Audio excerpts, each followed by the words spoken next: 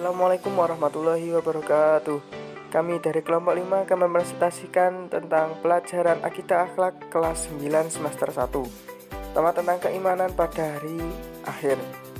Hari akhir atau biasa juga disebut dengan hari akhirat adalah hari hancurnya semua alam semesta ini beserta seluruh kehidupan yang ada di dalamnya. Hari akhir juga bisa dipahami sebagai hari berakhirnya kehidupan di dunia fana ini dan memasuki awal kehidupan baru yang abadi di akhirat. Mengimani hari akhir berarti membenarkan dengan sepenuh hati bahwa setelah kehidupan di dunia ini akan ada kehidupan lagi yang merupakan kehidupan yang sebenarnya dan bersifat abadi. Dalil mengimani pada hari akhir yaitu terdapat pada Al-Quran surat At-Toha ayat 15 yang artinya, sungguh hari kiamat itu akan datang. Aku merahasiakan waktunya agar setiap orang dibalas sesuai dengan apa yang telah dia usahakan. Selanjutnya, tanda-tanda kiamat sugro. Pertama, hancurnya dunia dan banyaknya kemaksiatan. Banyak masjid megah tapi hanya sedikit jamaahnya. Semakin banyak generasi muda dalam pergaulan bebas. Banyaknya orang yang durhaka kepada orang tuanya. Semakin banyak korupsi yang merajalela dan selalu hidup bermegah-megahan. Semakin sedikit perilaku orang yang Qurani.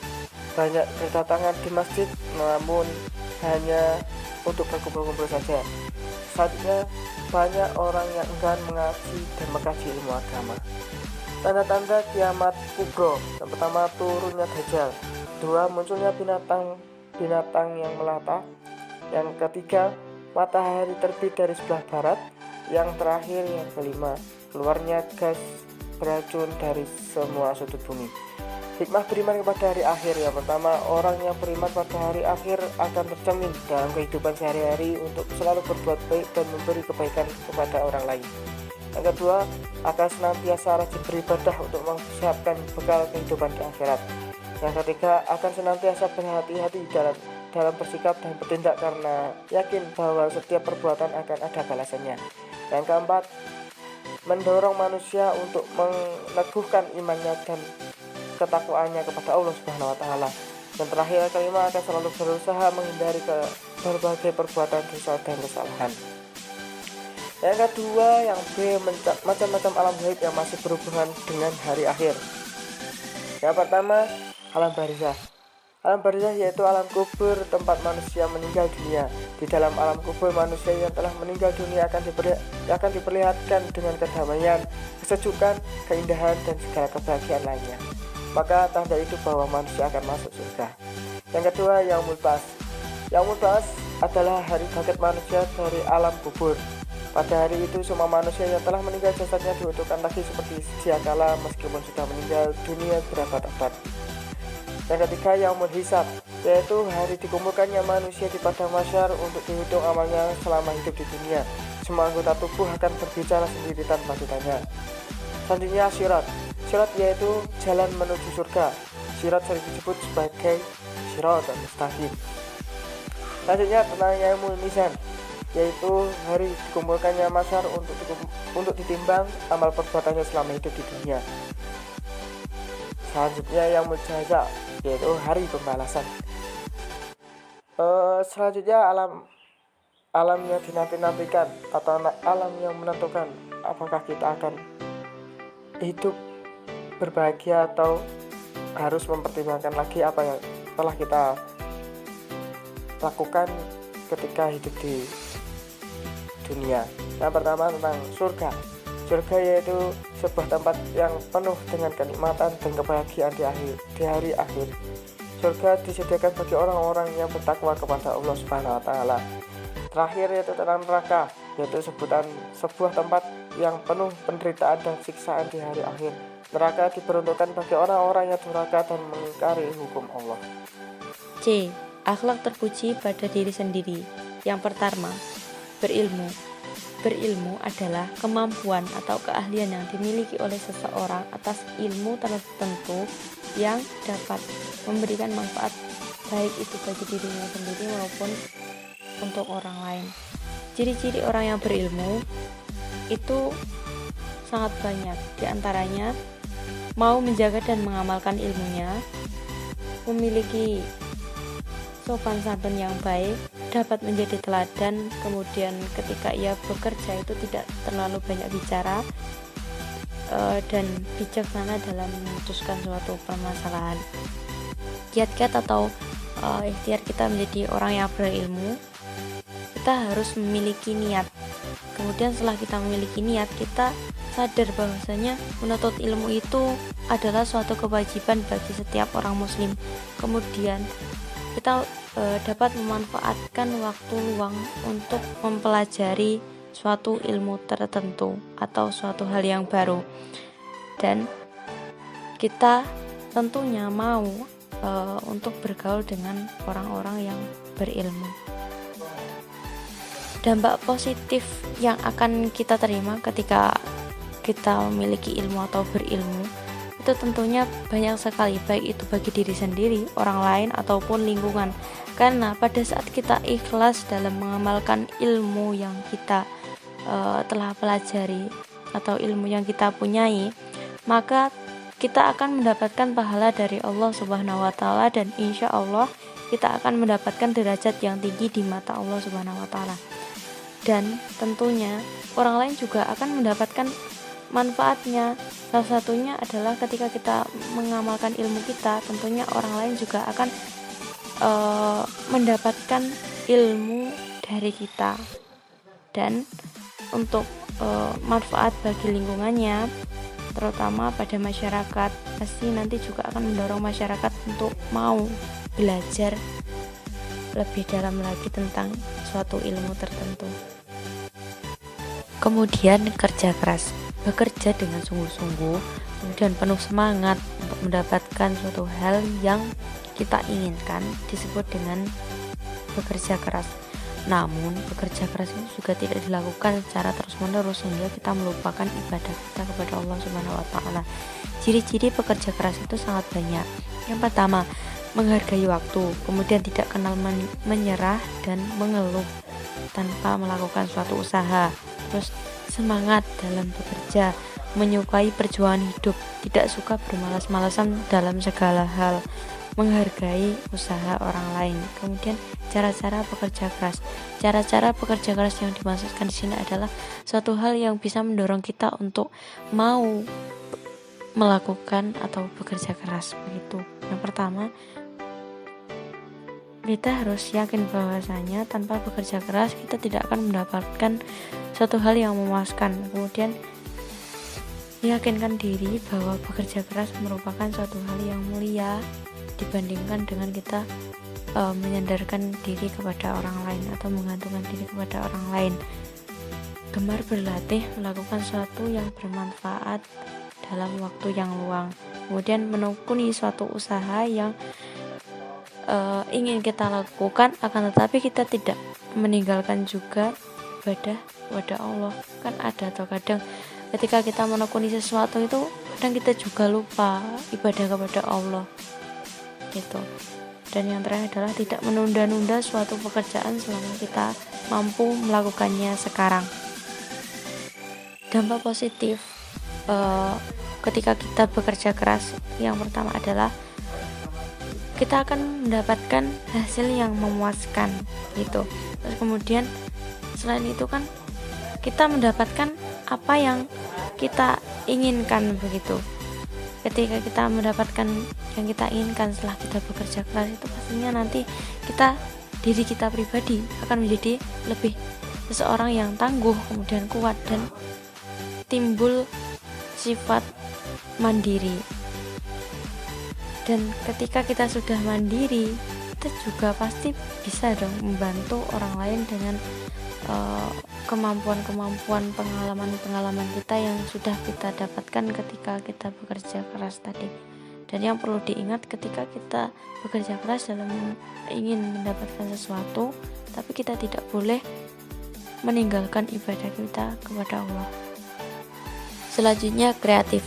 Kreatif berarti memiliki daya cipta, sedangkan kreativitas adalah kemampuan seseorang dalam berkarya, baik berbentuk keilmuan atau secara keilmuan ataupun non keilmuan, yang mana itu tanpa menjiplak atau memplagiasi hasil karya orang lain. Ciri-ciri orang kreatif ini adalah ia selalu ingin untuk mencoba suatu hal yang baru, dan ketika ia melakukan suatu hal yang sedang ia geluti, dia selalu terampil dalam melakukan hal tersebut. Kemudian dalam melakukan segala sesuatu ia tidak mudah merendahkan kemampuan orang lain. Nah, perilaku yang menggambarkan sifat kreatif ini diantaranya adalah ia selalu berusaha menggali potensi yang ia miliki melalui bakat dan minat yang ada pada dirinya. Kemudian setelah dia menggali, dia mengembangkan potensi yang ia miliki, mungkin dengan cara ikut pelatihan ataupun ikut seminar dan lain sebagainya yang mengarah kepada minat dan bakatnya tersebut. Kemudian jika ia memiliki ide baru, maka dia selalu ingin untuk mencobanya. Nah, orang yang seperti ini biasanya akan menginspirasi orang lain dalam berkreasi. Dampak positif memiliki sifat kreatif. Dan yang pertama, selalu memiliki perasaan yang senang karena ia dapat melakukan suatu hal yang ada di dalam idenya.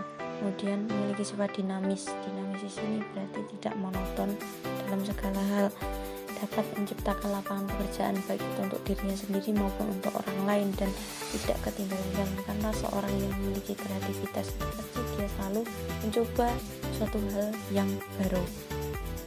Selain itu juga ia akan mendapatkan banyak teman yang baru. Produktif ialah kemampuan yang dimiliki seseorang untuk menghasilkan sesuatu, baik itu nanti hasilnya sama dengan orang lain ataupun itu hasil dari ide diri sendiri. Ciri-ciri orang produktif yakni tidak menampakkan wajahnya karena ia memiliki aktivitas yang jelas. Kemudian perilakunya juga terarah karena tidak merepoti orang lain. Terus kemudian hidupnya mungkin bisa dibilang berkecukupan karena ia memiliki penghasilan dan tidak suka berpangku tangan. Cara-cara membiasakan diri bersifat produktif yakni ia harus gemar melatih dirinya untuk melakukan suatu kegiatan yang menghasilkan suatu hal yang positif. Kemudian tekun dan ulet dalam bekerja, tidak mudah menyerah, percaya diri dan optimis, serta bertanggung jawab atas apa yang telah ia lakukan. Perilaku orang produktif itu biasanya orangnya ulet, kemudian mandiri dalam bekerja, dapat memberi pekerjaan bagi orang lain, menghargai waktu, pandai dalam mengembangkan dana yang ia miliki, kemudian kegiatan yang dia lakukan pasti membawa hasil. Dampak positif orang yang produktif itu bisa mendapatkan kepuasan batin untuk dirinya sendiri maupun orang yang di sekitarnya, kemudian menghasilkan uang, memiliki jiwa yang dapat diandalkan, kemudian bisa membuka jaringan pekerjaan untuk orang lain. Baik, selanjutnya tentang inovatif yaitu tentang kemampuan seseorang memperbarui sesuatu agar sesuatu itu lebih baik dan berkualitas. Ya, itu namanya ya disebut inovatif. Hubungan antara kreatif, produktif, dan inovatif sangatlah erat. Orang kreatif pastilah produktif dan cenderung inovatif. Jika ingin menjadi orang yang berkualitas, milikilah sifat kreatif, produktif, dan inovatif. Berbicara tentang inovatif atau orang yang inovatif itu memiliki ciri-ciri. Yang pertama, tidak mau diam, artinya ada saja yang dikerjakan, yang penting itu positif. Yang kedua, pandai memanfaatkan waktu luang, banyak ide dan banyak akal, suka mengadakan pembaruan atau bersifat berinovasi. Yang terakhir yaitu memiliki sifat kreatif. Untuk orang yang inovatif memiliki cara-cara atau cara dia membiasakan diri. Yang pertama, Meyakini berinovasi banyak memanfaatkan dalam kehidupan. Meyakini orang yang inovatif akan bermanfaat, gemar berlatih untuk kemajuan di bidang tertentu, tidak mudah menyerah oleh kegagalan, setia menjalin interaksi dengan orang-orang yang sejalan dengannya. Perilaku orang yang inovatif atau memiliki sifat-sifat yang sangat baik dan mendukung. Yang pertama, suka menerima tantangan, banyak ide dan pandai mencari solusi, dapat menginspirasi orang lain, dan suka bergaul dengan orang kreatif dan produktif. Dampak positif memiliki sifat inovatif tidak lain dan tidak bukan, yaitu tidak ketinggalan zaman, penuh semangat pembaruan, mudah mengembangkan potensi yang dimiliki, berpeluang mensejahterakan hidup itu lebih terbuka, dan yang terakhir memberi inspirasi orang yang ingin maju. Selanjutnya tentang adab bergaul dengan saudara, teman, dan tetangga. Adab adalah norma atau aturan mengenai sopan santun yang didasarkan atas aturan agama. Dalam istilah Islam, adab adalah akhlak, yaitu tentang budi pekerti, tingkah laku, dan tabiat. Adab dan kebiasaan dalam Islam berasal dari dua sumber utama, yaitu Al-Quran dan Sunnah. Ada beberapa adab bergaul dengan saudara, yaitu saling mencintai karena Allah, persaudaraan hendaknya seperti cermin, serta tolong-menolong dalam kebaikan dan ketakwaan. Ada beberapa adab yang perlu diperhatikan dalam bergaul dengan teman. Yang pertama, mendamaikan ketika ada teman yang berselisih, saling tolong-menolong, terus menjaga nama baik teman kita sendiri, baik itu tentang aib atau hal-hal yang dapat menurunkan derajat teman kita sendiri. Tentang tetangga adalah orang yang rumahnya berdekatan dengan kita. Manusia merupakan makhluk sosial yang tidak dapat hidup sendiri tanpa ada interaksi dengan manusia lainnya. Oleh sebab itu, kehadiran tetangga dalam kehidupan sehari-hari sangat dibutuhkan. Sebagai tetangga, terlebihnya kita sebagai umat Islam, kita harus saling menghargai, menghormati, tolong-menolong. Dengan begitu, niscaya akan tercipta kehidupan yang tentram, aman, dan nyaman di kehidupan kita sendiri dan orang lain. Selanjutnya yaitu kisah keteladanan Umar bin Khattab radhiyallahu anhu dan Aisyah radhiyallahu anhu. Yang pertama, sahabat Umar bin Khattab sebelum masuk Islam sudah terkenal pemberani dan semua orang segan kepada beliau. Yang kedua, Sayyidah Aisyah, putri sahabat Rasulullah, yaitu sahabat Abu Bakar As-Siddiq yang memiliki watak luhur seperti watak orang tuanya. Yang ketiga, setelah masuk Islam, sahabat Umar bin Khattab mengabdikan diri kepada umat Islam lewat kesetiaan beliau mendampingi Rasulullah dalam berdakwah dan menyerahkan kekayaannya untuk kepentingan Islam. Yang keempat, hidup perlu sabar, sederhana, dan amanah sebagaimana yang dicontohkan oleh sahabat Umar bin Khattab. Yang kelima, sahabat Umar bin Khattab dikenal sebagai hamba yang sederhana karena tempat tidur beliau hanya terbuat dari pelepah kurma dan tidak mengambil gaji beliau demi kemakmuran rakyat. Yang keenam, Sayyidah Aisyah adalah cermin wanita Islam yang mulia, selalu menjaga diri, setia dan cerdas, serta gemar mengamalkan ilmu yang dimiliki hingga sebagai perawi hadis terbanyak. Sekian dari kelompok kami, kurang lebihnya mohon maaf. Mungkin itu yang bisa kami sampaikan. Kurang lebihnya kami mohon maaf. Akhirun wassalamualaikum warahmatullahi wabarakatuh.